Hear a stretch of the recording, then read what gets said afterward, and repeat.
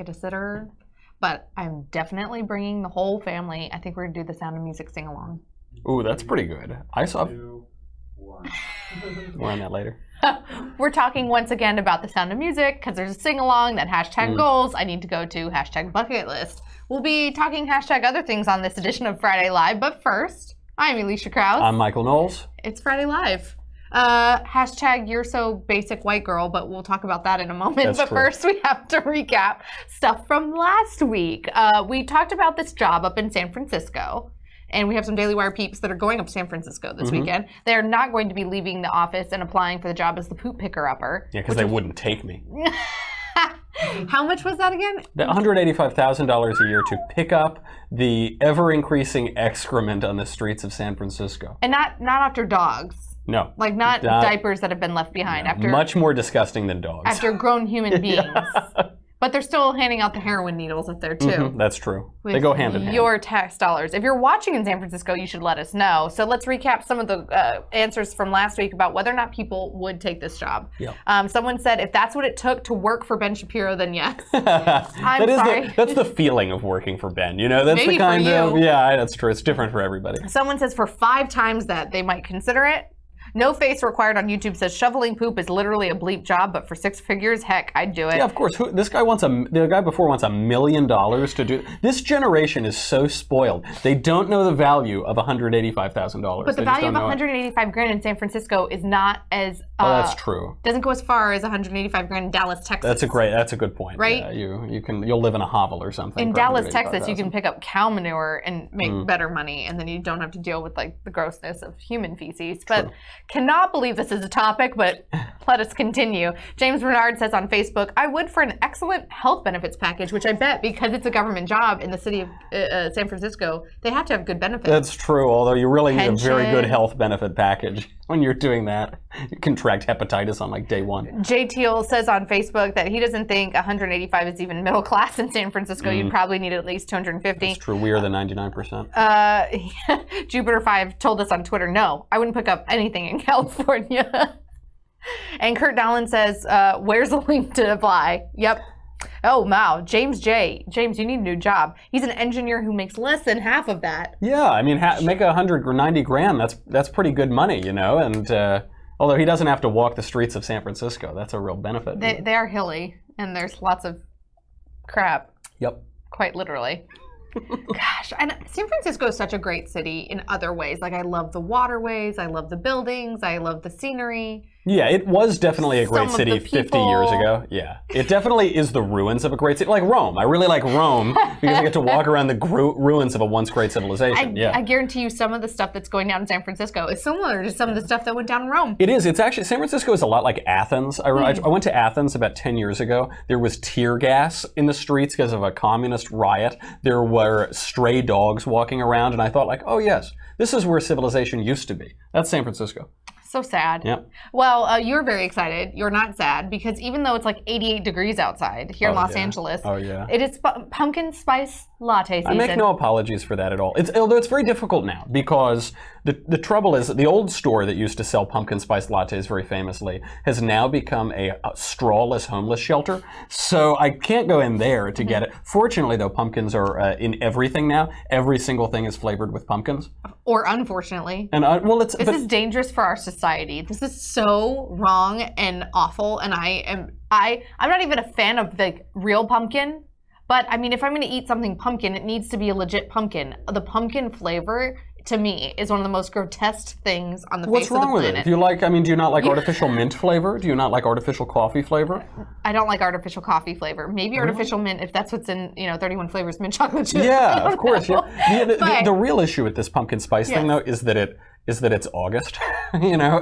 So this thing comes out August 25th or something. Yeah. And we do this in our society. Like even, now people say that Christmas comes so early. Yep. But let's not forget, like there used to be a whole other season before Christmas called Advent. And that actually, we moved Christmas back so much that now Advent just doesn't exist. See, I'm a person that is deeply appreciative of Halloween. We do full family costumes in the Krauss house. Adorable pictures, always. You've actually taken the year I've taken those pictures. Yes, that's right. The year that I was little grandma. My daughter at the time was Little Red Riding Hood. My husband was a Scary Wolf. Yeah. Michael took a very appropriate boomerang of us. That's true. And last year we were Goldilocks and the Three Bears, and the baby was the baby bear. Yeah. I'm very into Halloween, and I freaking love Thanksgiving because it's patriotic and it's like the entry into Christmas. But please, dear God, please, just let me enjoy Thanksgiving. Don't put out the Christmas stuff before. Too soon. Well, it's just look. It's because our culture demands instant gratification, so we cannot tolerate anxiety or anticipation. Pumpkin spice lattes are not gratifying. Oh, it's that's absurd. Depressing They're terrific and basic and awful. It's very basic. I'm very extra. You're #basic word I cannot say. I've always identified as a white girl. I know I look like a swarthy man, but I've always identified as either a swarthy man or an MSNBC television host. Swarthy. And swarthy, you are... Yeah. No. Moving along. Speaking of another trending franchise. Yeah. So we asked people last week what they would take to pick up poop. But this is a little less daunting, I suppose. How would you feel about naming your kid Harland for $11,000? Would you do it? Yeah, I'd name my kid anything for $11,000. Are you kidding me? So KFC pumpkin spice latte. KFC is doing this. I never knew that Colonel Sanders' first name was Harland. Yeah. But on September 9th, which is his birthday, were he alive, R.I.P., Colonel Harland Sanders' birthday, to mark the 11 years that they've, I think it's the 11... No, the 11 herbs and spices. The 11 herbs and spices that are in the secret, sauce or whatever they have over there. You are clearly not an aficionado of this wonderful American establishment. I'm obviously a fan of Chick-fil-A, let's be honest. And there wasn't enough Chick-fil-A sauce at the Daily Wire monthly meeting yesterday. I'm still bitter about it. That's true. Because someone got the last container and wasn't very gentlemanly about That's true. No, not when it comes to fried chicken. So anyway. I would do anything. I'd turn my child into a fried chicken for $11,000. We have a lovely pregnant lady here. It's her last day at work. We'll miss you. When she goes on maternity leave, she's having a baby girl. We all know the name of the baby. Yes. I said, listen, you could name the kid Harland Quinn and have the baby on September 9th and get the $11,000. Yeah, absolutely. I don't see why not, because the thing is, we're now in a society where nothing remains so for more than 5 minutes. So name the kid Harland, cash in on the 11 G's. You can change the name or the gender or whatever you want to change on the kid within like 5 minutes. Change the hair color, change the name.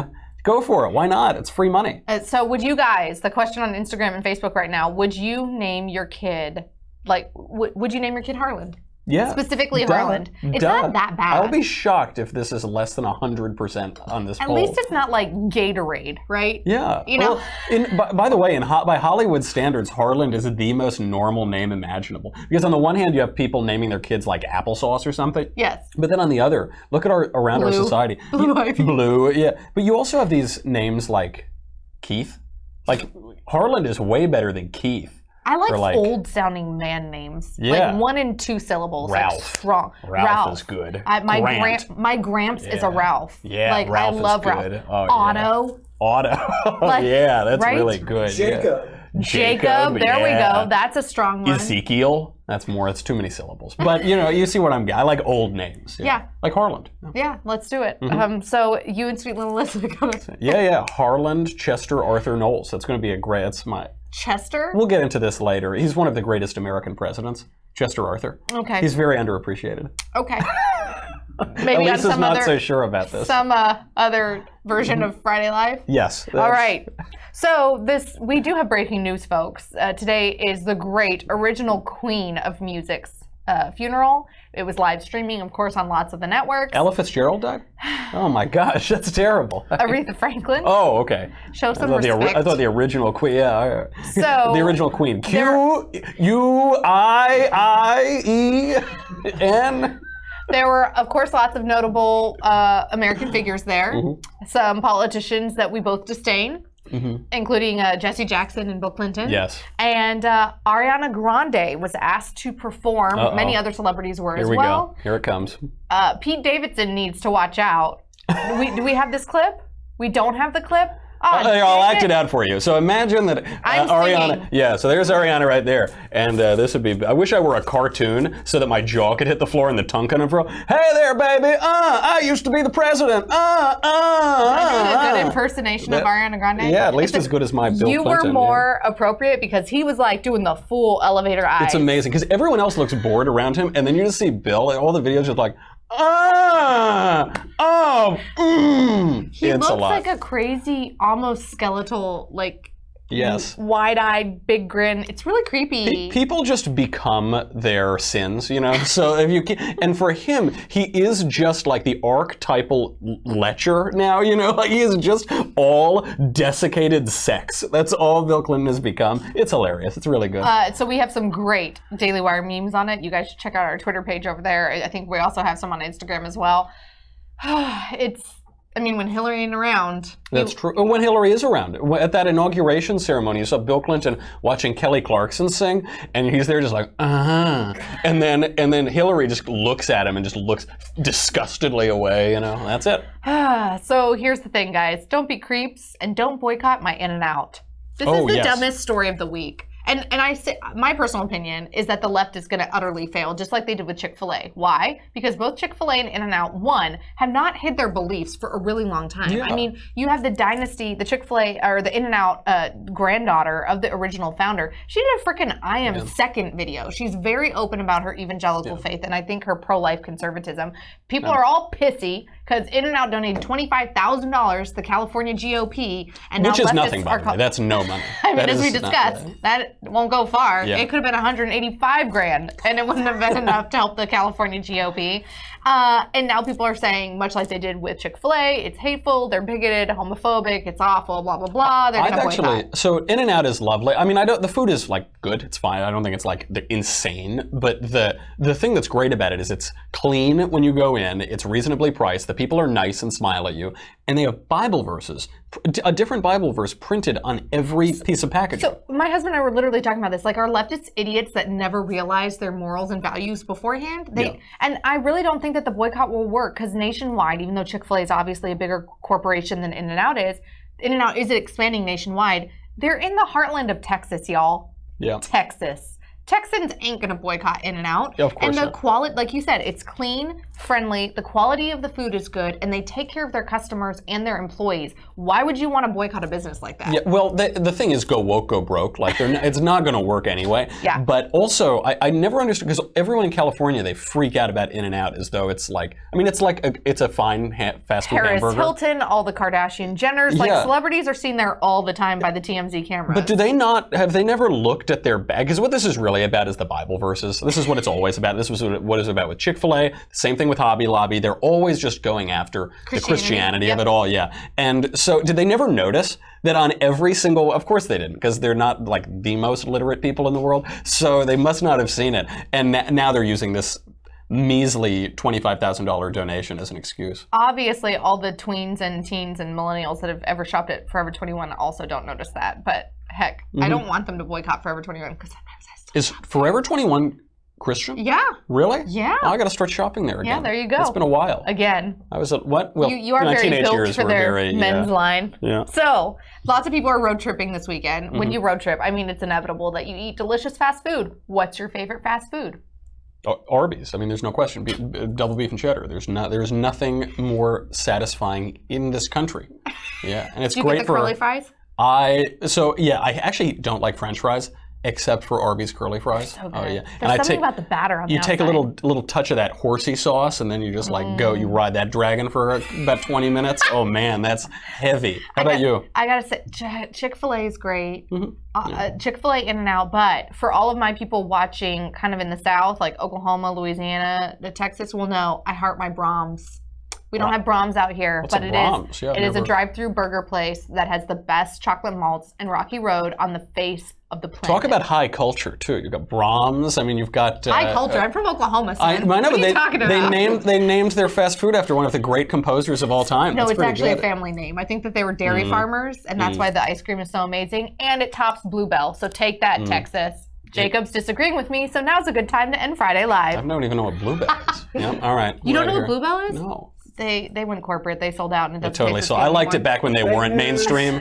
Yeah, I liked their second album was good, but after that it was totally sold out. We're just really excited. It's a 3-day weekend. And we've totally strayed from our topic. So let us know. We like to hear from you guys. All of these questions are super fun to recap, and we do love to read all the comments on YouTube, Twitter, Facebook, MySpace, Instagram, Zanga.